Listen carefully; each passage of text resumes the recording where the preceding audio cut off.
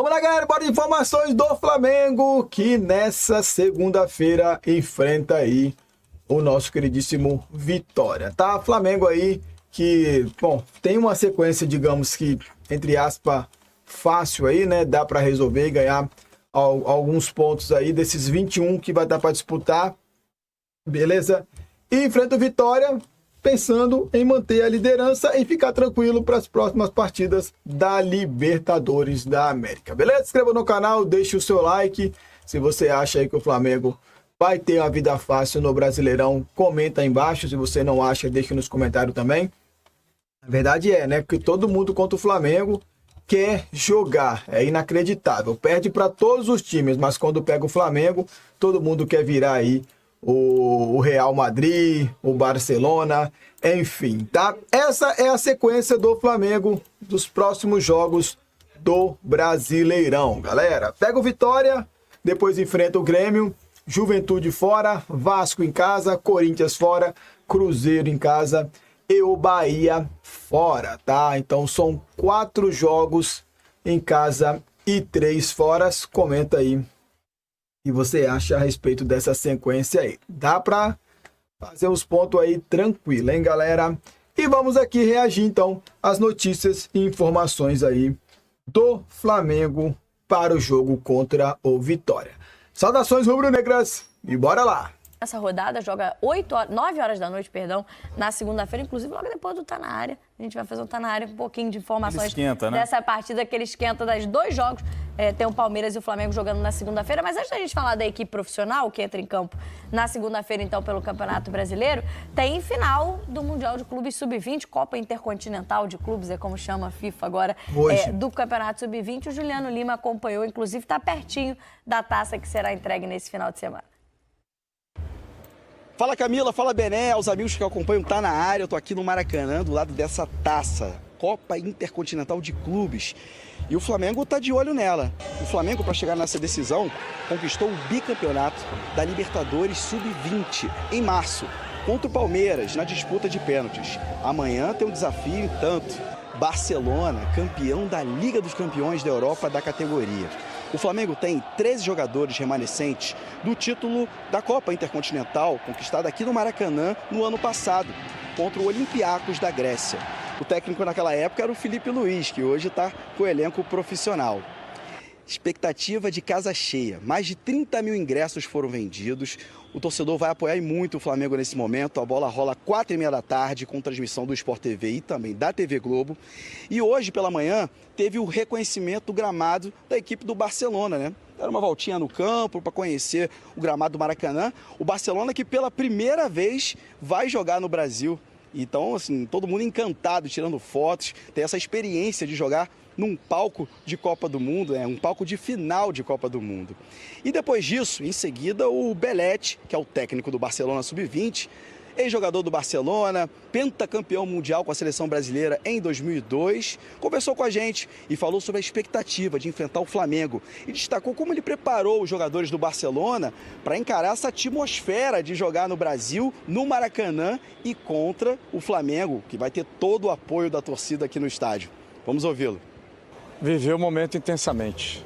É o primeiro jogo oficial da história do Barcelona aqui no Brasil e no Maracanã, e contra um rival com tanta história, com uma torcida tão impressionante. O que eu passo para eles é que no dia a dia eles trabalhem, como eles sempre trabalham, para chegar no jogo, competir, para tentar ganhar, mas acima de tudo aproveitar de estar vivendo isso.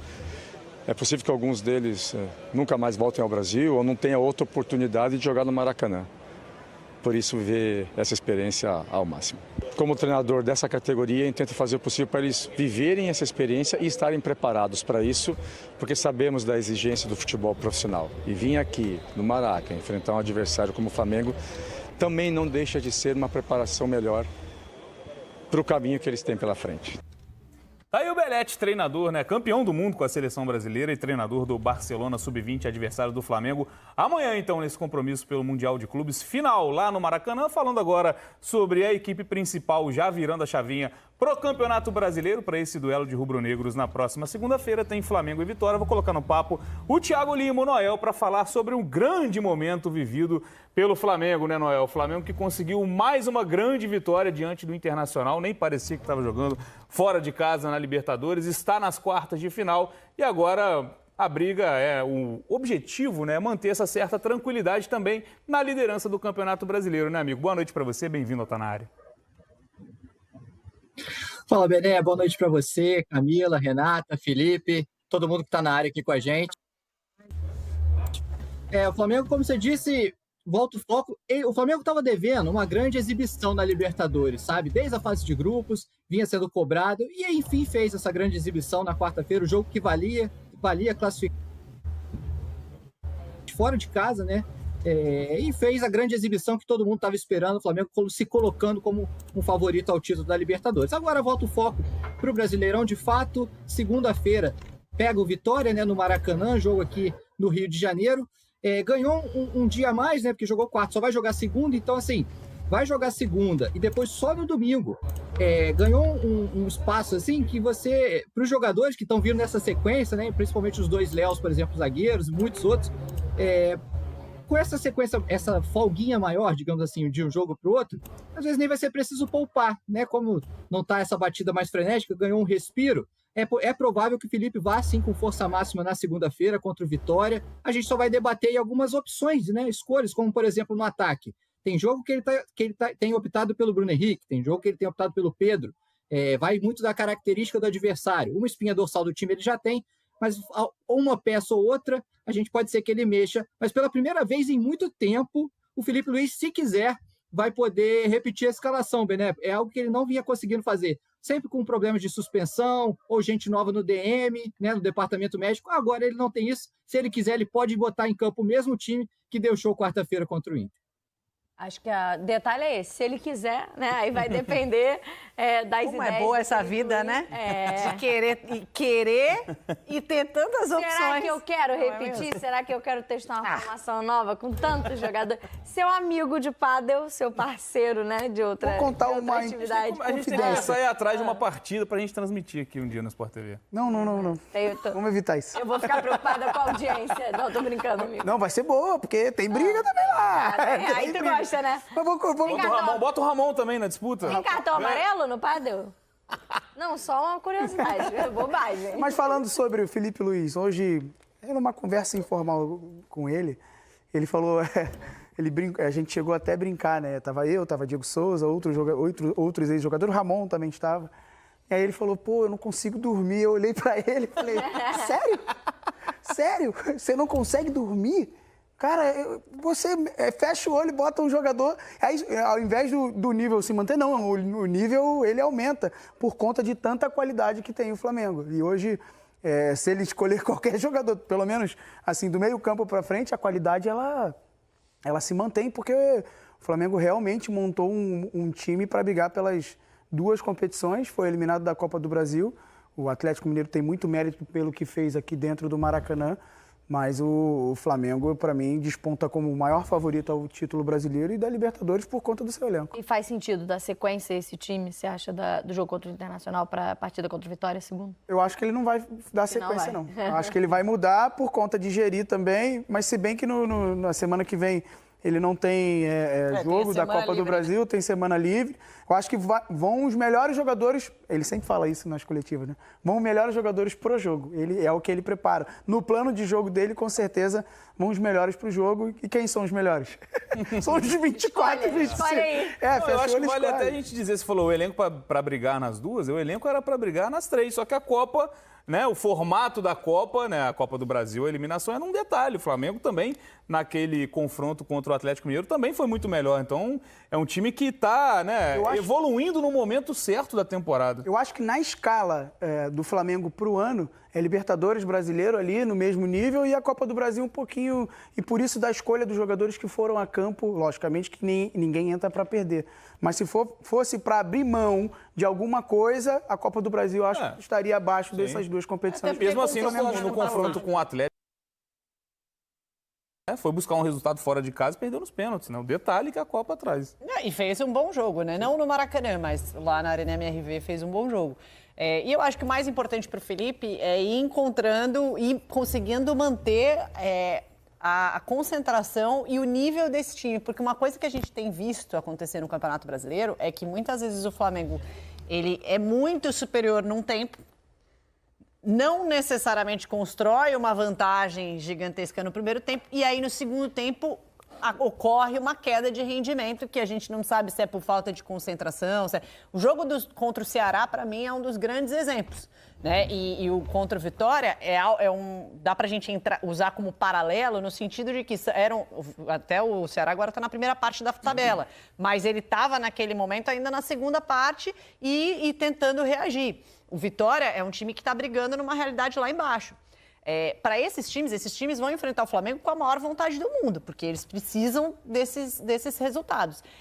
E para o Flamengo, às vezes, por exemplo, contra o Ceará, conseguiu uma superioridade absurda no primeiro tempo e na segunda etapa falou, agora eu vou tocar pro lado aqui, deixa eu ver o que acontece, entendeu? Correu risco contra o próprio Mirassol, jogando no Maracanã também. Exatamente. Então eu acho que essa, para mim, no Campeonato Brasileiro, é tentar manter a mesma coisa que o Flamengo fez contra o Inter no meio da semana. É ter o primeiro e o segundo tempo com o mesmo apetite, né? Com a mesma vontade de controlar o jogo. Talvez não o tempo inteiro, porque o time do Felipe Luiz não tem aquela intensidade de 90 minutos, mas ele é um time que gosta de controlar o jogo. Então, em alguns momentos vai, sobe, faz pressão alta, joga lá no campo do adversário, em outros momentos controla mais pelo meio campo, mas não querendo administrar no sentido de, tô aqui fazendo nada aqui, a qualquer momento eu faço gol, como aconteceu em alguns momentos de Campeonato Brasileiro. A gente tem nessa briga, né, pela liderança entre Flamengo e Palmeiras, hoje o Flamengo com 43 pontos, como mostramos, mas com um jogo a mais, o São Paulo, segundo colocado, com 39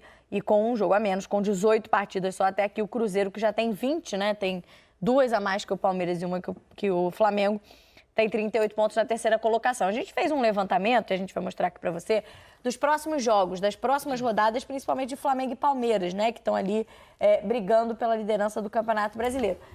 Ambos têm praticamente times que brigam na parte de baixo da tabela nos próximos confrontos e clássicos regionais. Por exemplo, o Flamengo pega Vitória, Grêmio, Juventude, Vasco no clássico regional e depois o Corinthians. São 5 times que nesse momento brigam na parte de baixo da tabela, mas com o clássico dos milhões ali, com o clássico regional envolvido. No caso do Palmeiras, tem o Sport pela frente, Corinthians, Internacional, Fortaleza e Bahia. O Bahia é o único confronto de um time que está brigando na primeira página da tabela, mas para o Palmeiras também, Sport, Internacional e Fortaleza, nesse momento estão na parte de baixo.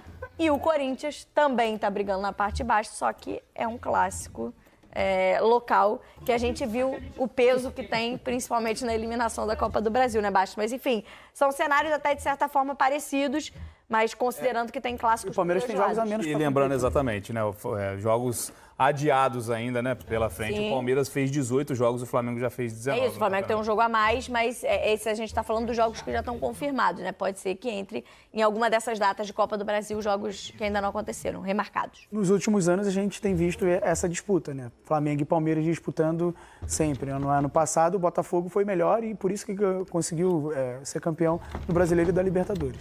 Mas o Palmeiras é um time que a gente falou aqui no início, do quanto o Palmeiras é um time competitivo, de desempenho e de resultado. O Palmeiras é um time de resultado.